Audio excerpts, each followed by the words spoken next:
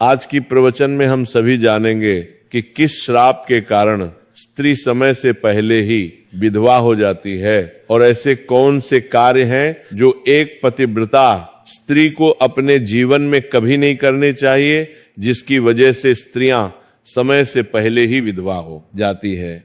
सभी माताओं बहनों से विनम्र निवेदन है कि इस पवित्र कथा को पूरा अवश्य सुने और अपने जीवन में इसके संदेश को अपनाएं। चलिए, आपका ज्यादा समय न लेते हुए इस ज्ञानवर्धक कथा को प्रारंभ करते हैं। एक बार की बात है, जब भगवान विष्णु के सबसे बड़े भक्त और त्रिलोक में विचरण करने वाले देव ऋषि नारद मुनि जब अपनी वीणा हाथ में लिए हुए आकाश मार्ग से विचरण कर रहे थे, तब उन्होंने आकाश मार्ग से खड़े होकर धरती लोक की ओर दृष्टि डाली। उन्होंने देखा कि धरती लोक में एक सुंदर बगीचे में कुछ स्त्रियां फूल तोड़ रही थी। वे सभी स्त्रियां देखने में लगभग एक ही उम्र की प्रतीत हो रही थीं। उनके चेहरे पर युवा अवस्था के लक्षण स्पष्ट थे, परंतु देवर्षि नारद ने जब गौर से देखा तो उन्हें एक विचित्र बात दिखाई दी। उसमें से एक औरत के माथे पर सिंदूर नहीं था। वह साफ सफेद वस्त्र धारण किए हुए थी और विधवा हो चुकी थी। वह औरत बहुत उदास दिख रही थी और अपना दुखी जीवन व्यतीत कर रही थी। उसके चेहरे पर गहरी पीड़ा और वेदना के भाव थे। वहीं दूसरी ओर बाकी उसी उम्र की सभी औरतें अपने माथे पर सुहाग की सजावट धारण किए हुए थीं। उनके माथे पर सिंदूर, गले में मंगलसूत्र और हाथों में चूड़ियां शोभायमान थी। वे सब अपने अपने पतियों के साथ सुख शांति से अपना जीवन व्यतीत कर रही थी। उनके चेहरे पर प्रसन्नता और संतोष के भाव स्पष्ट थे। ये अद्भुत और विचित्र दृश्य देखकर देवर्षि नारद के मन में कई प्रश्न उठने लगे। उन्होंने सोचा कि ये सभी स्त्रियां लगभग एक ही आयु की हैं, एक ही समय में विवाह हुए होंगे, फिर एक विधवा क्यों होगा, ई और बाकी सुहागिन क्यों है। इस रहस्य को जानने की जिज्ञासा से भरे हुए देव ऋषि नारद सीधे जा पहुंचे पाप पुण्य के हिसाब से मनुष्यों को दंड देने वाले और धर्म के रक्षक देवता यमराज के विशाल दरबार में, यमलोक के भव्य दरबार में पहुंचकर देवर्षि नारद ने अत्यंत विनम्रता से, हे धर्मराज, हे न्यायप्रिय देवता, आज मैं आपके समक्ष कुछ महत्वपूर्ण प्रश्नों के उत्तर जानने के प्रयोजन से उपस्थित हुआ हूं। मुझे आशा है कि आप मेरी जिज्ञासा अवश्य शांत करेंगे। तब धर्मराज यमराज अपने सिंहासन पर विराजमान होते हुए अत्यंत शांत और गंभीर स्वर में कहते हैं, हे देव ऋषि, हे त्रिलोक में विचरण करने वाले भगवान के प्रिय भक्त, आप कहिए, आपका वह प्रश्न कौन सा है। यदि मैं आपके प्रश्नों के उत्तर को देने में समर्थ हुआ तो मैं अवश्य ही आपको उसके बारे में विस्तार से बताऊंगा। आपकी शंका का समाधान करना मेरा कर्तव्य है। तब देवर्षि नारद जी अपनी बात आगे बढ़ाते हुए कहते हैं, हे धर्मराज, हे न्याय के देवता, आज जब मैं अपनी वीणा लिए हुए आकाश मार्ग से विचरण कर रहा था, तब मैंने धरती लोक में एक अत्यंत विचित्र और आश्चर्यजनक दृश्य देखा। मैंने देखा कि एक सुंदर बगीचे में कुछ स्त्रियां फूल तोड़ रही थी। वे सभी देखने में लगभग एक ही उम्र की प्रतीत हो रही थी। लगता था मानो उनका जन्म भी एक ही समय में हुआ हो। परंतु हे धर्मराज, उसमें से एक औरत विधवा हो चुकी थी। उसके माथे पर सिंदूर नहीं था और वो बहुत दुखी और उदास दिख रही थी। उसकी आंखों में आंसू थे और वो अपना कष्टमय जीवन व्यतीत कर रही थी। वहीं दूसरी ओर बाकी उसी उम्र की सभी औरतें सुहागिन थीं और अपने अपने पतियों के साथ अत्यंत सुख, शांति और समृद्धि से अपना जीवन व्यतीत कर रही थी। उनके चेहरे पर प्रसन्नता और संतोष झलक रहा था। देवर्षि नारद आगे कहते हैं, हे धर्मराज, इस विचित्र दृश्य को देखकर मेरे मन में कई प्रश्न उत्पन्न हो गए हैं। मुझे आपसे बस 3 महत्वपूर्ण बातें जाननी है। मेरा पहला प्रश्न यह है कि आखिर ऐसी कौन सी स्त्री है जो समय से पहले ही विधवा हो जाती है और फिर सारी उम्र दुखी और कष्टमय जीवन व्यतीत करती है। मेरा दूसरा प्रश्न यह है कि किस प्रकार की स्त्री को उसके जीवन में कभी सुख, शांति और समृद्धि की प्राप्ति नहीं होती।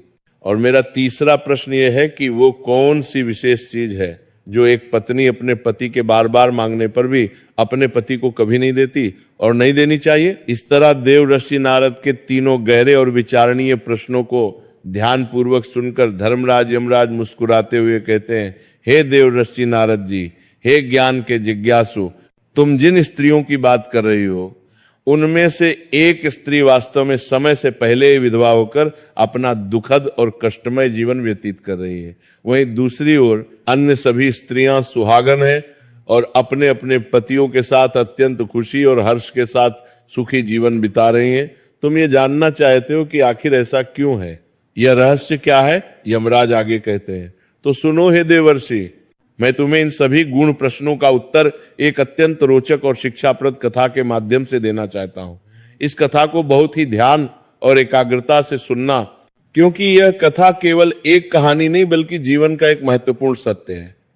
ध्यान रखना कि जो व्यक्ति आधी अधूरी कथा सुनते हैं उन्हें आधा अधूरा ही ज्ञान प्राप्त होता है, जो जीवन में कभी काम नहीं आता और ना ही किसी के हित में होता है।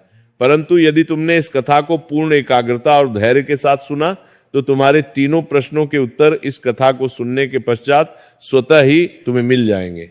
फिर देवर्षि नारद अपने हाथ जोड़कर अत्यंत विनम्रता से कहते हैं, हे धर्मराज, हे न्याय के देवता, मैं आपको वचन देता हूं, मैं आपके श्रीमुख से निकली इस पवित्र कथा को पूर्ण एकाग्रता और ध्यान से सुनूंगा। मैं एक एक शब्द को अपने हृदय में धारण करूंगा और इस कथा के समाप्त होने के बाद मैं संसार की समस्त नारियों तक, समस्त स्त्रियों तक इस महत्वपूर्ण कथा को आपके माध्यम से अवश्य पहुंचाऊंगा, ताकि वे सभी इससे शिक्षा ले सकें।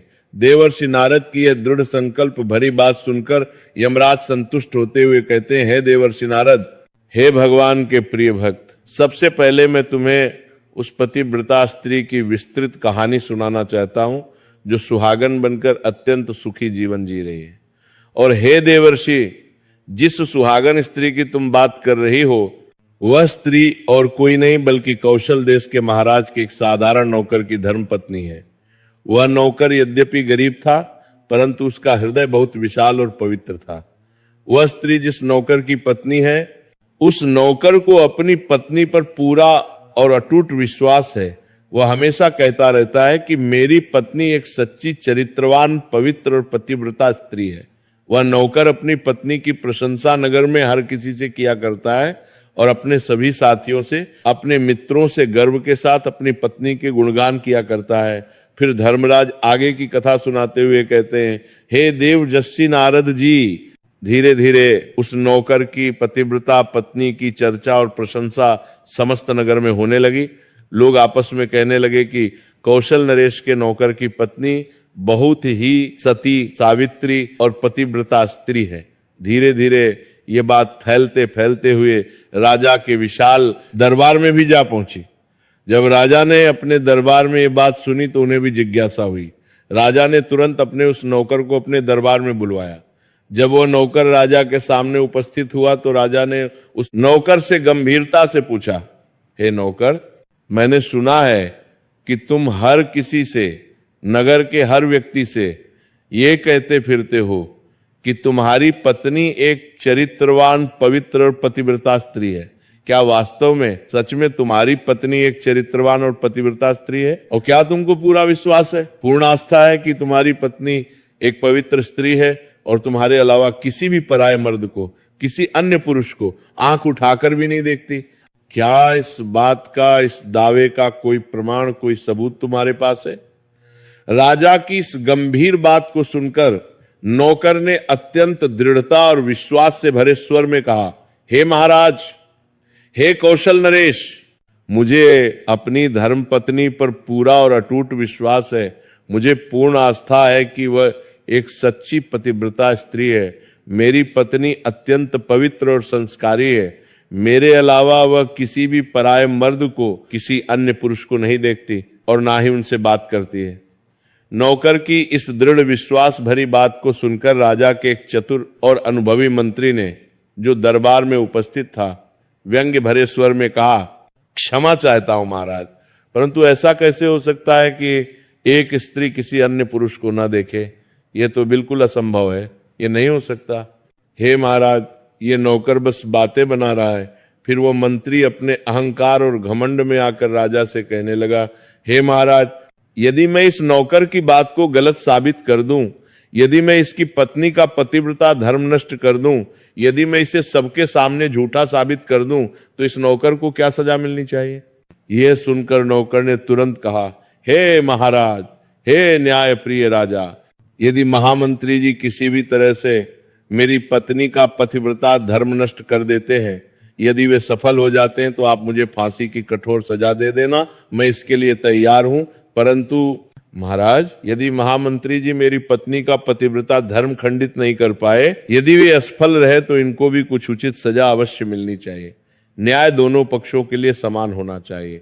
नौकर की यह दृढ़ और साहसी बात सुनकर राजा ने सोच विचार करके निर्णय लिया और कहा, यदि मंत्री असफल रहा तो उसे भी फांसी की सजा दी जाएगी। मंत्री ने अपने घमंड में ये बात स्वीकार कर ली और नौकर से पूछा, बताओ, मैं तुम्हारी पत्नी से ऐसी कौन सी वास्तु लूं, ऐसी कौन सी चीज लेकर आऊं जिससे तुम मान लो, तुम्हें विश्वास हो जाए कि मैंने तेरी पत्नी का पतिव्रता धर्म वास्तव में खंडित कर दिया है। तो नौकर ने सोच विचार करके कहा, हे महामंत्री जी, मेरे विवाह के पवित्र समय पर दहेज में मुझे एक कीमती पटका और एक सुंदर कतर मिली थी। ये दोनों चीजें मेरी पत्नी ने बहुत ही सावधानी और प्रेम से संभाल कर रखी है, क्योंकि ये दोनों चीजें एक पतिव्रता स्त्री के लिए सुहाग की पवित्र निशानी है। यदि तुम ये दोनों मूल्यवान चीजें मेरी पत्नी से लाकर मुझे यहाँ दिखा दोगे, तो मैं मान जाऊंगा, स्वीकार कर लूंगा कि मेरी पत्नी का पतिव्रता धर्म महामंत्री जी आपने नष्ट कर दिया है। तब मंत्री ने घमंड में आकर नौकर की शर्त स्वीकार कर ली और वह मंत्री दरबार से निकलकर सीधा नगर में चला गया। वो नगर में जाकर एक ऐसी स्त्री को ढूंढने लगा जो जादू टोना करने में निपुण थी, जो तंत्र मंत्र जानती थी। जो काम संसार में कोई नहीं कर पाता था, वह काम वह जादू टोना करने वाली स्त्री अपनी कुटिल बुद्धि और चालाकी से कर देती थी। फिर मंत्री ने जब उस स्त्री को ढूंढ लिया तो उसे सारी बात विस्तार से बताई और कहा, सुन, तू किसी भी तरह से कैसे भी करके उस नौकर की पत्नी से मेरा संबंध बनवा दे, उसे बहका दे, उसे भ्रमित कर दे। इसके बदले तुझे जितना धन चाहिए, जितना सोना चांदी चाहिए, मैं उतना धन देने को तैयार हूं। मैं तुझे माला माल कर दूंगा। इस तरह मंत्री की बात सुनकर वह चालाक स्त्री सोच में पड़ गई और कहने लगी, हे मंत्री जी, आपको कहने में बहुत आसान लगता होगा, किंतु वास्तविकता में ऐसा कुछ भी नहीं है। यह बहुत कठिन कार्य है। तुम जिस औरत के बारे में बात कर रहे हो, वो औरत एक सच्ची पतिव्रता नारी है। वो अत्यंत पवित्र और संस्कारी है। उसे ना ही किसी धन का लोभ है, ना किसी सोने चांदी का लालच है, और ना ही किसी वास्तु का मोह है। तुम्हें क्या लगता है वो इतनी आसानी से तुमको अपना कीमती पटका और कतर दे देगी? फिर वह चतुर स्त्री आगे कहती है, हे महामंत्री, यदि मैं ऐसा करने की कोशिश करूंगी तो वो तेरी शिकायत राजा से करेगी और नगरवासी तेरी खाल उतार लेंगे, तुझे जीवित नहीं छोड़ेंगे, लोग तुझे पत्थर मार मार कर मार डालेंगे। ये डरावनी बात सुनकर मंत्री भयभीत हो गया। वह घबरा गया और विनती करते हुए कहने लगा, यदि तू मेरा उससे संबंध नहीं करवा सकती है तो कम से कम एक काम तो कर दे, बस एक छोटा सा काम।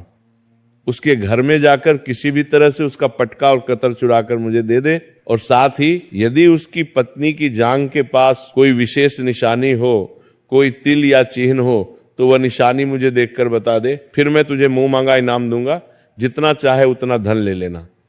तुझे जितना धन चाहिए, जितनी दौलत चाहिए, उतना धन मैं तुझे अवश्य दूंगा। बस तू किसी भी तरह मेरा यह काम कर दे, मुझे बचा ले।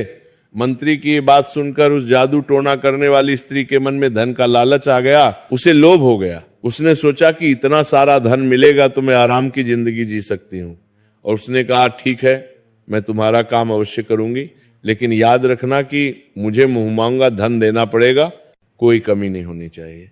मंत्री ने राहत की सांस लेते हुए कहा, बिल्कुल ठीक है, तुझे पूरा धन मिलेगा। और फिर वह चालाक स्त्री योजना बनाकर नौकर के घर में वेशभूषा बदलकर एक वृद्ध औरत का रूप धारण करके जाती है। उसने बूढ़ी औरत के सफेद बाल और झुर्रियां बना ली थी।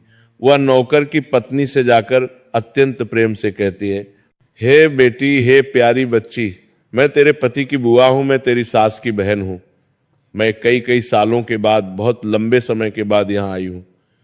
फिर उस सीधी सादी और भोली नौकर की पत्नी ने विनम्रता से कहा, आप इतने लंबे सालों के बाद आए हैं, इतने समय बाद पहली बार आई हैं, इसीलिए मैंने आपको पहले कभी देखा नहीं है, इसीलिए मैं आपको पहचान नहीं पाई, माफी चाहती हूं। और इस प्रकार वह कुटिल स्त्री उस नौकर के घर में बुआ बनकर रहने लगी। नौकर की सीधी सादी और भोली पत्नी ने उस स्त्री को अपनी बुआ समझकर बहुत आदर सम्मान दिया, उसकी खूब सेवा की। मगर उस निर्दोष स्त्री को ये बिल्कुल भी पता नहीं था कि इस जादू टोना करने वाली कुटिल स्त्री को मंत्री ने उसके साथ छल करने के लिए, धोखा देने के लिए और उसका पतिव्रता धर्म नष्ट करने के लिए भेजा है। अब वो चालाक स्त्री नौकर के घर में बड़े मजे से रहने लगी और नौकर की पत्नी के ऊपर झूठा प्यार और स्नेह लुटाने लगी, उसे बहलाने फुसलाने लगी। कुछ दिन बीत गए।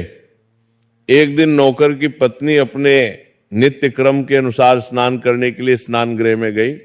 फिर उसके थोड़ी ही देर बाद वो चालाक स्त्री भी नौकर की पत्नी के पास स्नान गृह में जाकर बड़े प्यार से उसकी पीठ और कमर रगड़ने लगी। उस सीधी सादी पतिव्रता औरत ने बहुत शर्म और संकोच से मना किया और कहा, नहीं बुआ जी, आप ये मत